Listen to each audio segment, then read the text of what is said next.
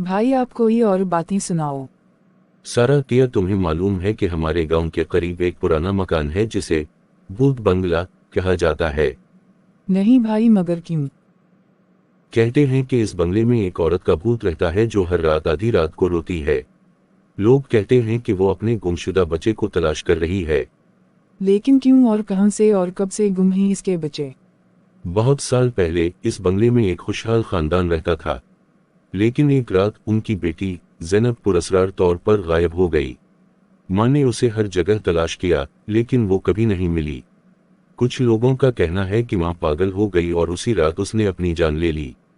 अब उसकी रूह हर रात आधी रात को अपनी बेटी को तलाश करती है। लेकिन अगर कोई उसे देख ले तो क्या होता है? एक रात जब चांदनी रात थी, चंद दोस्त इस बंगले के करीब से गुजर रहे थे। इनमें से एक ने कहा, ये सब कहानियां झूठी हैं। लेकिन जैसे ही इन्होंने बंगले के अंदर झांका, इन्हें खिड़की में एक धुंधली सी शक्ल नजर आई। सबके दिल दहल गए और वो तेजी से वहां से भाग निकले। फिर क्या हवा भाई? जब वो अपने घरों को पहुंचे तो सभी हनप रहे थे और एक दूसरे को खौफजदा नजरों से देख रहे थे। एक दोस्त ने कहा, क्या वाकई वो भूत था? दूसरे ने जवाब दिया, मुझे नहीं मालूम, लेकिन हमें दोबारा वहां जाने की हिम्मत नहीं करनी चाहिए।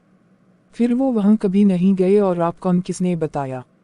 अगले दिन इन्होंने अपने इस तजर्बे को अपने मोहल्ले के बुजुर्गों के साथ बांटा। बुजुर्गों ने कहा, हमें मालूम था कि तुम लोग वहां जाकर परेशान हो जाओगे।